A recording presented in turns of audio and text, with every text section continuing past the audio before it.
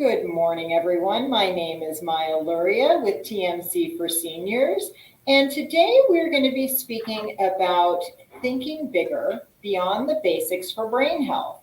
And as you know, we've been focusing on brain health a lot in March and April. So this is our follow-up talk. We did one called Think Big, and now this is to think bigger. So you're going to go beyond what we already learned.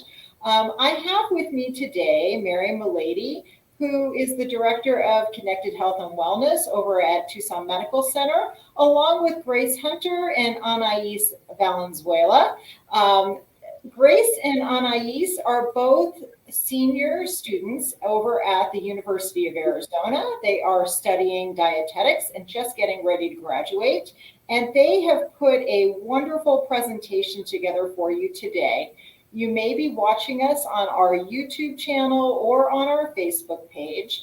Please feel free to leave any questions in the comments and we will address those afterwards. So I'm going to go ahead and hand the floor over to Anais and Grace. Welcome. Hi, thank you so much for having us today. And we'll be into the topic of thinking bigger beyond the basics of brain health. I am Anais Valenzuela and this is my partner, Grace. Could we advance to the next slide, please?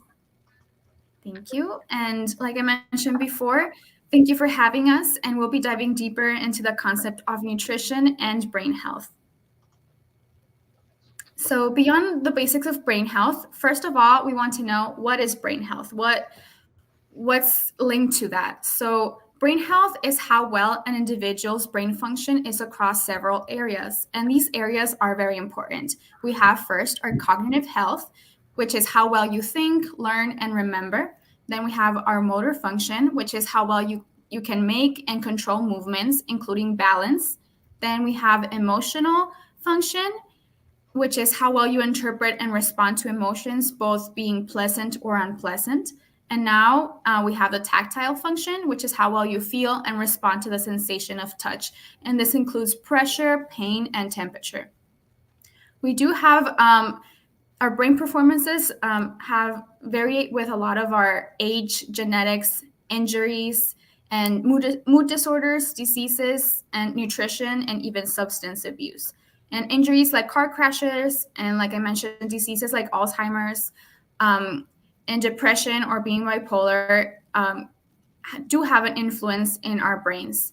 And diet is also very important as it fuels our day and our body to start with our day. And it also gives the body and the brain the resources it needs to heal and prevent diseases. So now we're going to be diving deeper into our diet. And some things are very important in the brain diet, and these are the following. Healthy fats. And healthy fats are essential for various bodily functions like blood clotting, reducing blood pressure, muscle movements, etc. And there are two main types of fatty acids that I do want to focus on today. And these are the omega-3 fatty acids, which you can find in salmon and walnuts, and the omega-6, which are the vegetable oils. Now we're going to be jumping into the fish and seafood. And like I mentioned before, the omega-3 fatty acids go into the brain and keep it functioning normally and efficiently, and in turn, improving our memory. And in this brain diet, we prefer fish over animal protein because there's a link of red meat and diseases like cardiovascular disease and cancer. So furthermore, the red meat should be consumed a few times a month, and lean proteins like tofu, chicken are also preferred to substitute that red meat. And fruit and vegetables, and these protect from diseases because they're very nutrient dense, and they have also these phytochemicals that help protect, like I mentioned, from diseases. And they are also a good source of protein and fiber that can influence bowel movements and maintains the bowel health. Now we're going to be jumping into whole grains. And whole grains are also have a lot of fiber, and like discussed in the fruits and vegetables, they can influence our gut and improve our stomach health, which is also very important because there are many studies that have been conducting regarding the connection between our guts and our brains. So, first of all, what is this gut brain connection? So, our gastrointestinal tract has a community of well known bacteria, fungi, and other microbes, and these are called the gut microbiome. And the development of these gut microbiome are influenced by the individual's maturation, way of life, and environment. The gut microbiota helps control digestion, inflammation, protects against pathogens, and immune homeostasis. So, the immune system during early stages of our life is very significant because they compose our gut microbiome, and this early establishment of the microbial community um, is linked to the awakening of something that we have, which is the hypothalamic pituitary adrenal axis, which in short is HPA. And this HPA axis is the hypothalamus activation that allows the adrenal glands to release cortisol, and cortisol is the primary stress hormone. It increases our sugars in the bloodstream and enhances our brains to use glucose and increase the availability of substances that repair our tissues. So having the repeated activations of this axis with chronic stress can disrupt the functioning of this axis. And as I mentioned before, the microbiota releases the substances that travel through very specific pathways that eventually reach the brain, and meaning that they can influence our mood and cognitive function. So our brain gut connection, there is many studies that have linked the gut microbiota and the production of levels of neurotransmitters, and they are responsible for many sites of health and diseases. But you may ask, how is this possible? You may see our digestive tract and our brain, they feel very far apart. So how is this possible? Well, they are actually connected via a 24/7 direct line of biochemical communication, and they are set up by special nerve cells and immune pathways. And this is called the gut brain axis, or for short, GBA. The microbes interact with the GBA through the vagus nerve, the neurotransmitters, and the immune system. And just to give you guys a quick overview of how these are connected, the vagus nerve has many functions, but it also brings information of the inner organs like our gut, liver, heart, and lungs to the brain. So the information is carried from the gut to the brain stem, which engages with the hypothalamus and limbic system, which are basically responsible for the regulation of emotions. There has also been some studies that show that the vagus nerve also plays an important role in stress.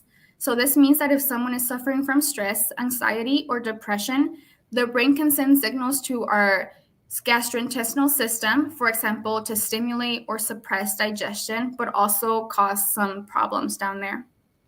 Next are neurotransmitters. They are chemicals that we produce in the brain, and they can control feelings and emotions. And a common neurotransmitter that I'll be talking about is serotonin. And serotonin is very important in the GBA as it contributes to the feeling of happiness in us. But also, approximately 95% of serotonin is actually produced by the gut, and it involves the regulation of secretion, smooth muscle contractions, relaxation, and even pain perception. Another neurotransmitter that is very important that I really want to talk about is the gamma aminobutyric acid, which in short is GABA, and it helps control feelings of fear and anxiety. Another chemical that affects the brain are the short chain fatty acids, which are produced by gut microbiomes, and they make them by digesting fiber. And like I mentioned before, in our brain health diet, it's very important. And they can affect the brain function in a number of ways, like reducing our appetite. Finally, we have our immune system.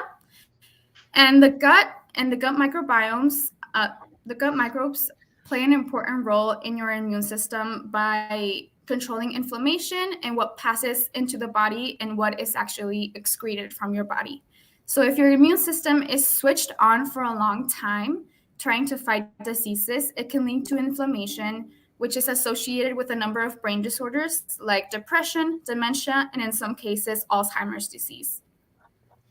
Can we continue to our next slide, please? Thank you. Now that we learned all of this information and how our gut and brain are connected, why is this important? How can we keep our gut healthy and happy? Well, our diet is known to be one of the most important factors that influence our gut microbiota. And because of this, diet manipulation can actually change the gut microbiota by affecting the composition and function of the community in our gut, and in turn help us with our behavior and mood, and even to fight diseases. Thus, it's important to eat and contain foods that contain probiotics and prebiotics. So first of all, what are probiotics? These are good bacteria that help you digest food, support the immune system, reduce inflammation, it fights diseases, and it even creates vitamins. So probiotics are most common in fermented foods. So some probiotic-rich foods examples are sauerkraut, kefir, kombucha, miso soup, yogurt, tempeh, and kimchi. And as you can see in our picture right here, those are some examples, some visual examples for us. And then we also have our probiotics. And these are different from probiotics. So prebiotics are actually a type of foods that feeds the friendly bacteria in our gut. They help the probiotics live and survive in our gut. So some prebiotic foods include bananas, apples, garlics, onions, cocoa, asparagus, wheat bran, oats, and there's also some visual examples in our picture right there. We can continue to the next slide. So like I mentioned before, probiotics are most common in fermented foods.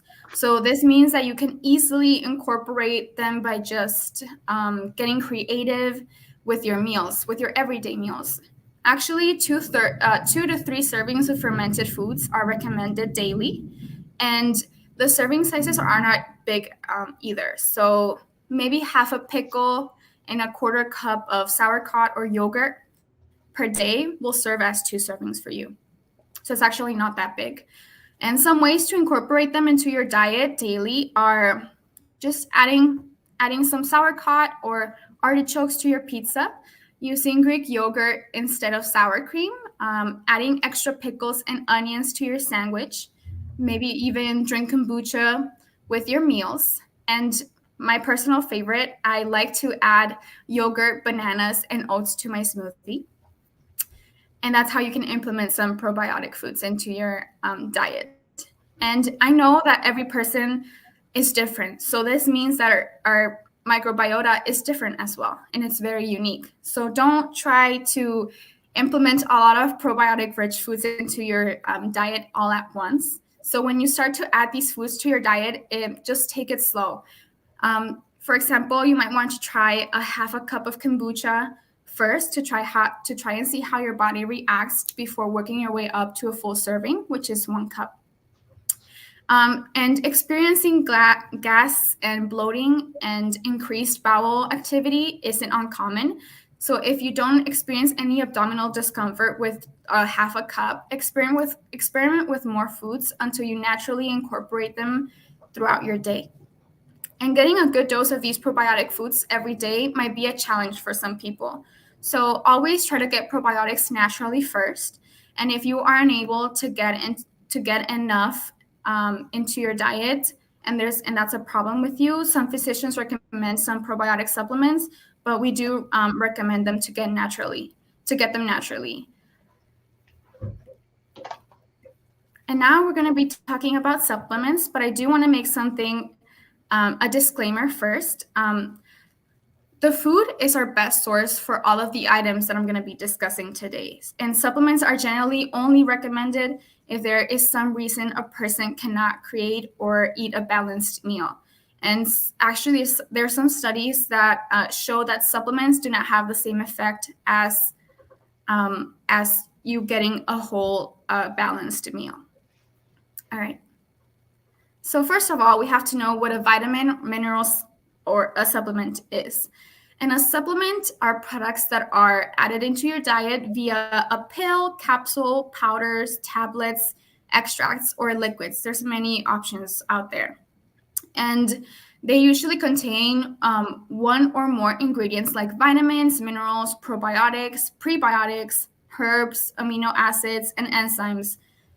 And they are usually used to help an individual get enough of the vital source that our body needs to function. And they are not necessarily backed up by science, but are believed to treat diseases and maintain our health. These are not prescribed, like I mentioned before, by medical professionals a lot, because we do recommend them to get them naturally through our balanced meals. But there's a lot of advertisement to them. And usually the people that advertise these supplements the most are usually online or advertised by the companies that create them themselves. Can we go to the next slide, please? Thank you. So we need to make sure to get a good diet and proper supplementation if directed by our physician. Vitamin E is a vitamin that is important for many areas of the body, including vision, reproduction, blood health, and even brain health. Vitamin E has antioxidant properties, which protect cells against the damaging effects of free radicals. And free radicals are just molecules produced when your body breaks down food or is exposed to tobacco smoke or even lots of sun exposure. So neurons in our brain are built out of cholesterol and polyunsaturated fats, and this vitamin can actually protect these fats from damage and deterioration, which could lead to the decline in mental health and other diseases. Can we go to the next slide, please? Thank you. So some sources of this vitamin are nuts, seeds, whole grains, and vegetable oils. There are also blueberries, avocados, spinach, and bell peppers. And if supplementation is needed, adults require 15 milligrams per day of natural vitamin E. And supplementation has been linked to the slow cognitive decline, as many people lack this vitamin in their daily diets. Supplementation is great to get when you need it in a day, but there are also companies that sell supplements with big doses that can actually cause you harm. So it is recommended for adults to not consume more than 1,000 milligrams of this vitamin daily, as it can lead to an increase of bleeding, since it can impair the body's way of blood clotting. Now we're going to be talking about B vitamins, and there's multiple vitamins. There's vitamin B1, 2, 3, 6, 9, and 12. And why are these important? Well, these vitamins help our body do their jobs, and most importantly, they play a role in keeping our brains running properly. And they may boost the production of neurotransmitters, like I mentioned before. And neurotransmitters are very important with that gut-brain connection that we have. So deficiencies can cause a higher risk of cognitive decline, and they can cause memory loss, neurodegenerative diseases like Alzheimer's.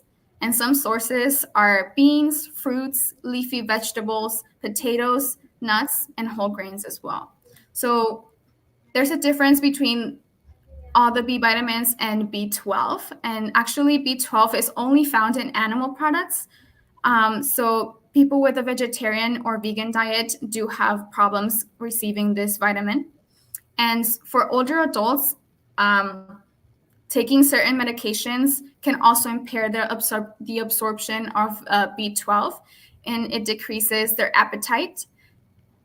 So supplements may be needed when individuals is lacking these essential vitamins in their diet. So, like I mentioned before, with vitamin E, you have to be cautious with this supplementation. Even though these vitamins are water soluble and can basically be excreted through your urine daily, taking supplements with no deficiencies may cause excessive thirst, skin conditions, nausea, vomiting, increased urination, and even skin flushing. And the adequate intake daily for B vitamins are actually in this chart that I included on the sides. And as you can see, it's very different for women and men. Okay, thank you. So now vitamin D, and why is this one important? And the vitamin D is usually known as our sunshine vitamin, And this vitamin is neuroprotective. It regulates the immune system, maintains calcium balance, and regulates many genes important to the brain function. So brain benefits are still not determined fully, but there's some animal studies that show a potential link to this. And some of the tests show that the mice that lacked vitamin D were less able to learn new things and remember compared to those with the vitamin D supplementation. So some sources for this vitamin are salmon, tuna fish, orange juice fortified with vitamin D, sardines, beef liver, egg yolks, and fortified cereals as well. And there are actually various forms of vitamin D, and vitamin D3 is formed with the help of the sun, which is the sunshine vitamin. And the vitamin D supplementation is actually recommended to be 600 IUs to 800 IUs, and it depends on your age, but the maximum daily intake is 4,000. And you have to be careful because, like I mentioned before, with the other supplements that I've been talking about, high doses cause many problems. And in this case, high doses of vitamin D cause buildup of calcium in blood, so hypercalcemia, nausea and vomiting, and weakness and frequent urination as well. Finally, we're into calcium and magnesium. And first of all, we're going to be talking about calcium. And it's important because it aids in proper functioning of nerve cells and it helps control the flow of neurotransmitters. And you can find these minerals in dairy products, beans, oranges, cabbage, and kale. And it's recommended to intake of this calcium like 1,000 milligrams for adult males and females. And this usually equals to 2 servings of calcium-rich foods, like I mentioned before, that are dairy or foods that are fortified with calcium, or drinks that are fortified with calcium. Now jumping into magnesium, this mineral helps aid brain development, memory, and learning, and it plays a role in passing those signals between our brain and our body.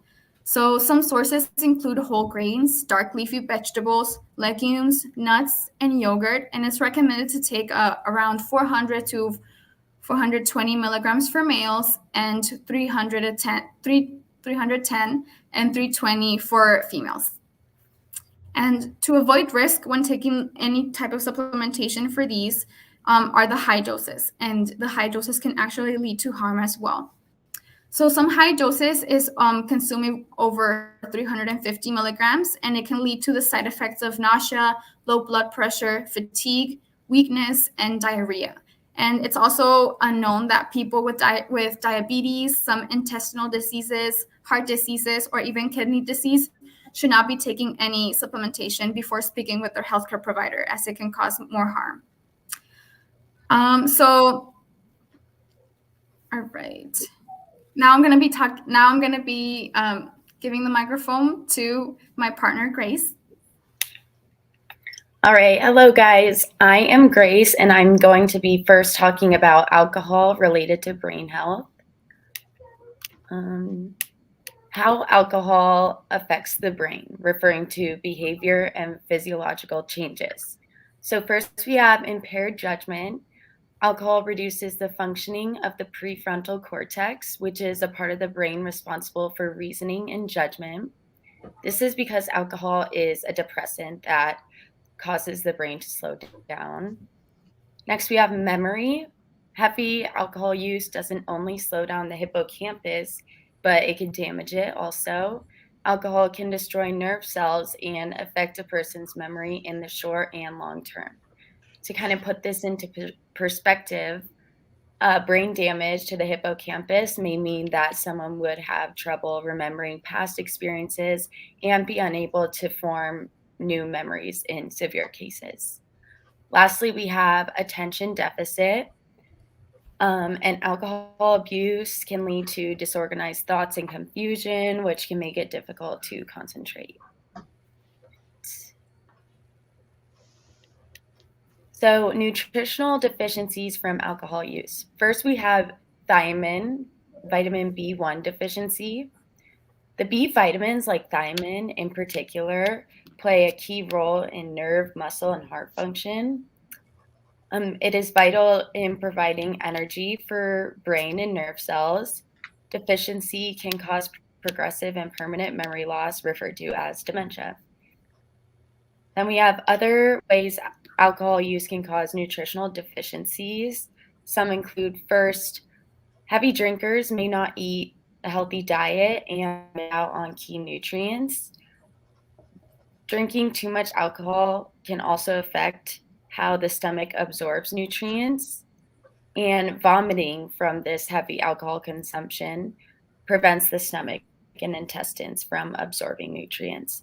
Overall, alcohol can cause malnutrition by interfering with absorption, storage, or metabolism of essential nutrients. Next slide, please. Thank you. So, impact of alcohol use on the brain. First, we have Wernicke-Korsakoff syndrome. This is a type of dementia linked to heavy alcohol use. It is a condition that creates gaps in a person's memory. To improve risk for Wernicke-Korsakoff syndrome, one must stop drinking and enhance nutrient intake.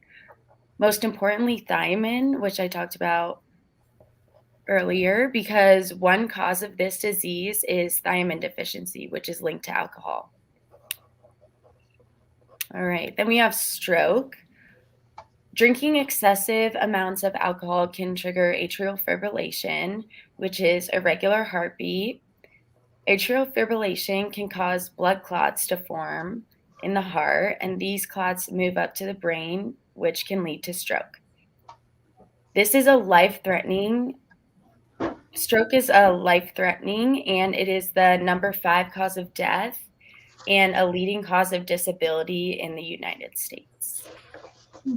Next, we have Alzheimer's disease.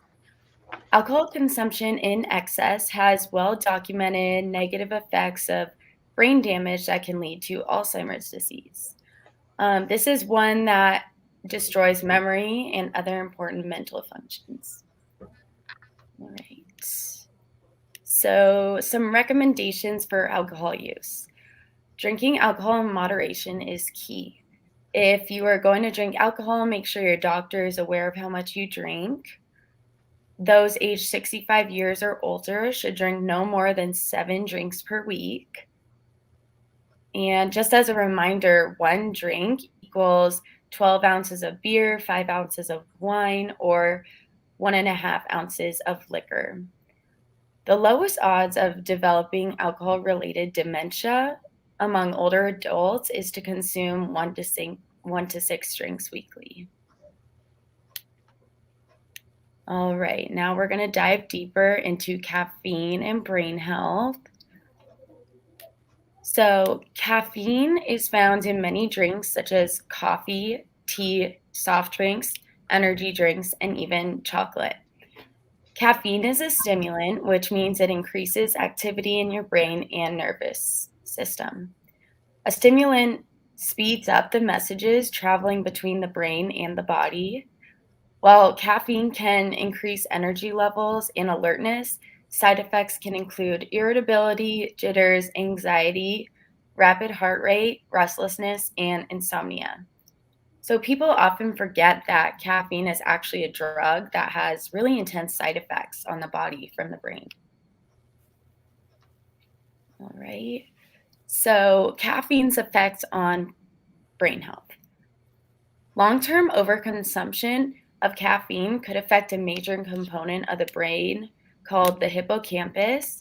Like I mentioned before, the hippocampus is responsible for emotional memory and learning.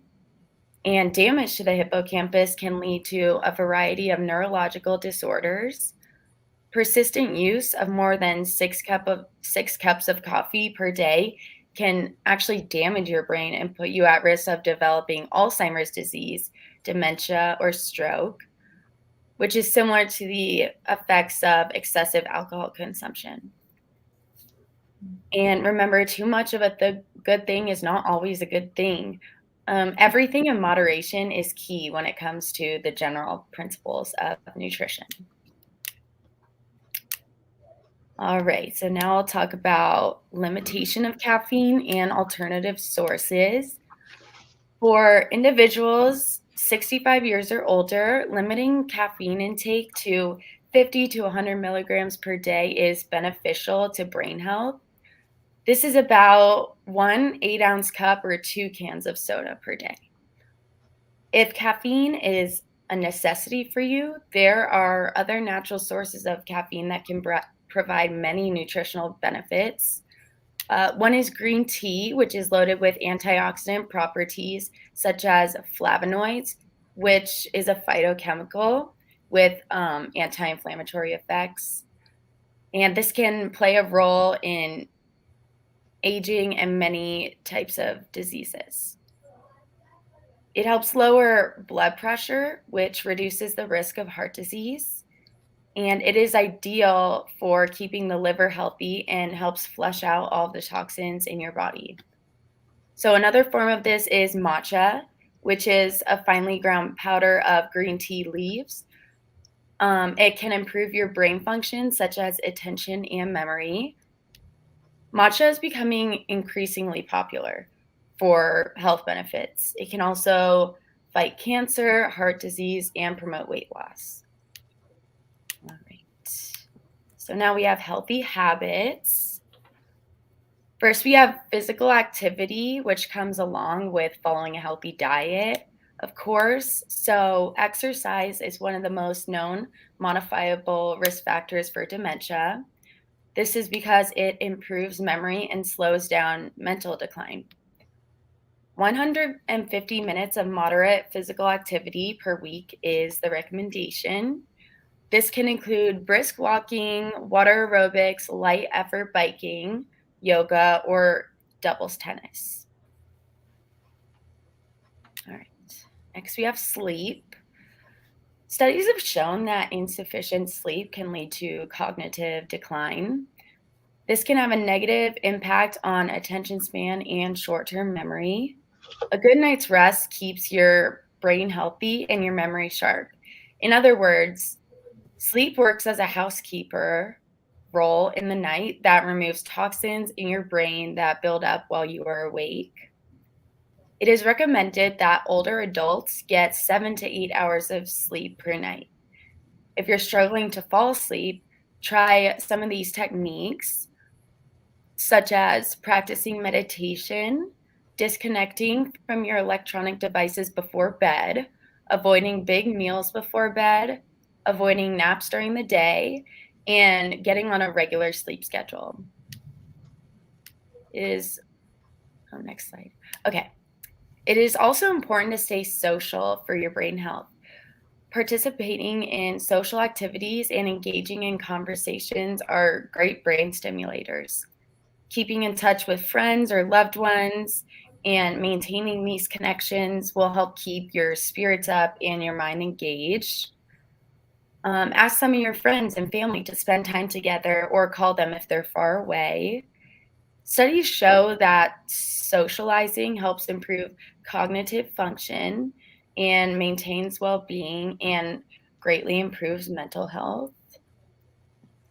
And that's it for our presentation, and we will open up the floor to you guys if you have any questions for us. So thank you so much. I do have a couple of questions that came in that I wanted to ask. So is there such a thing as too much probiotics? Can you have too much? All right, so it is possible to take out too many probiotics, but actually harmful doses aren't very likely. So some common effects, like I mentioned before, of taking too many probiotics are bloating, gas, and even nausea. And even those with a weakened immune system should consult their doctor before taking any supplementation of probiotics. Okay. And then I've got a question regarding alcohol, Grace.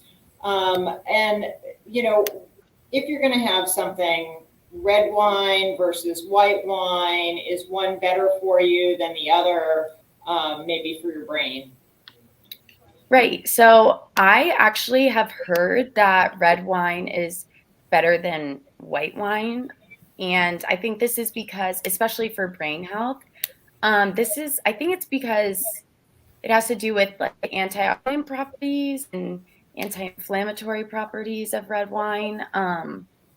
If you have anything to add on that, that'd be great. I believe I've heard that before, So definitely. I think actually red wine, it's a difference between how they're made and the grapes they use. So I know that for red wine they do use the grape skins, and for white wine they usually don't. So they only they take off the skin. So I know that for red wine, since they use the skins, there's much more beneficial plant compounds that can be beneficial to the body in regard and versus the white wine, which doesn't have that skin, which has less of those beneficial compounds in it. Great. Okay. Correct. I just had a question come in asking, what are good foods for brain health for mom and baby? Oh, wow. Good question. So I believe that just following that brain health diet, reducing the red meat to a few times per month is one of the most significant foods that should be avoided in one of these diets. Also, implementing a lot of fruits and vegetables into your diet is very important. And like I mentioned before, it's very recommended to eat more seafood or fish implement that into your diet, as it has a lot of omega-3 6 but these are very beneficial to the brain and to your health. And like I mentioned before, red meat should be limited. I don't know if you want to add something, Grace. Yeah, so I think foods with healthy fats, such as fatty fish, like salmon, for example, those have a lot of omega-3s, which are really good for our brain. Blueberries have anti-inflammatory and antioxidant effects. And for kids in particular, for brain development, eggs are rich in B vitamins. Leafy green vegetables are always good source of folate. Yeah, and then lean meats and also dairy for the calcium. Great. Okay. One more question that just came in. Is matcha just green tea leaves? Can you eat the tea leaves rather than buying another product? I mean, I'm sure you could. So matcha is ground tea leaves into a like fine powder that people oftentimes mix with you know, almond milk or other types of, they put it into like lemonades, especially at Starbucks. I always get that. But yeah, I mean, I'm sure you could. I'm not sure how It's that grown works. differently than tea leaves that are used for tea. Matcha, the green tea plant used for matcha is grown differently and is a slightly different variety. So you probably wouldn't want to just grind up your tea leaves that you have in a bag from Bigelow and eat those. Yeah. Well, good. Okay. Another question? Do you gain more benefits from salmon that is canned or freshly cooked? So would you have the same benefits, I guess, for a canned product of salmon, like canned salmon, as opposed to fresh salmon? I would believe that fresh is better, but I'm not really entirely sure. Fresh is slightly better. Just the canning process, you lose sometimes some of the nutritional value within foods. And the canning process also is adding quite a bit of sodium. So you kind of get that downside of the added sodium to the fish than if you just get a fresh or frozen patty and are cooking that. If canned is your only option and it's between a canned fish and a hamburger, then the canned fish is a better choice. But like Ani said, the fresh is better than the canned. And now, would that be the same also with when you're looking at like tuna, right? Because a lot of people have canned tuna, but your options there are either in water or in sometimes in oil. So should they be going for the water, the water based as opposed to the oil based, correct? Yes. Mm-hmm. Okay.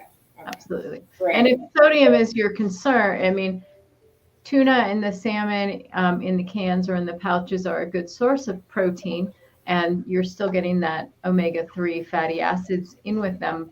But if you're looking at it, if you're an older adult and you have some other comorbidities like high blood pressure, then those things probably should be avoided in general because of the sodium content. Okay. One last question that I've had come in was about a ketogenic diet. How does that affect your brain health? Because I know we talked a lot about, being careful of some of the meats that you're on and whatnot that you eat. So how does a ketogenic diet affect your brain health? So I believe that the ketogenic, it has fewer carbs, so it can lead to a significant rise in your blood levels and of ketones, and these are very important molecules for us. But do you want to add something, Grace? Yeah, so I've heard that the keto diet, it helps children with epilepsy, and like in the brain, it has a gut-brain connection that helps with that. And I've also heard it reduces symptoms of Alzheimer's and Parkinson's in particular, and it has like something to do with energy metabolism, switching from carbs to fat for energy. That has a gut-brain connection that has to do with enzymes and energy metabolism, I believe, and which is beneficial to the brain.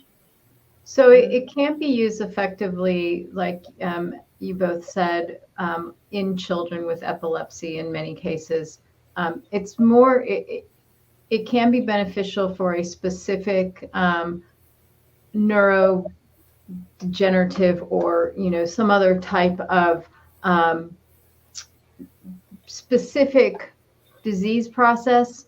It's not recommended for the general population to help prevent dementia or other kind of degenerative, just natural losses. So it needs to be in conjunction with a provider that is specifically guiding the patient for a specific disease related treatment. And is there anything that you can tell me about the benefits of fish oil pills?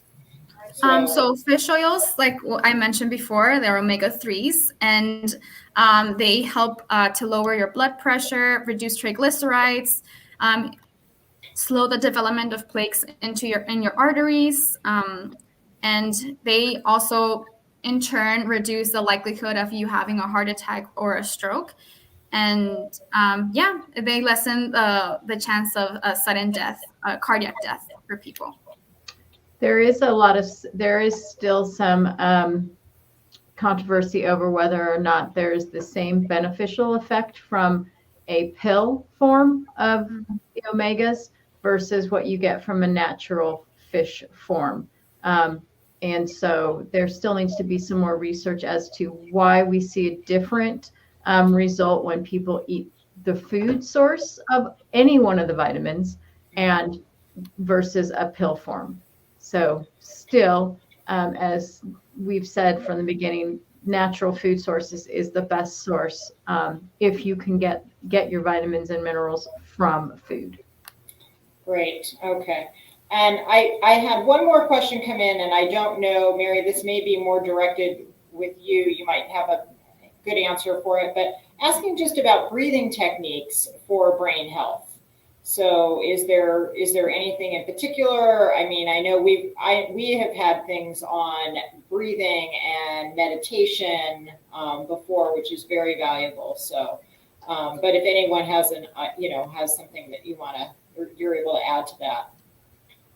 That's pretty much out of my scope, other than just kind of anecdotally that we use. In the wellness department, we use breathing as part of a meditation exercise to reduce stress and anxiety.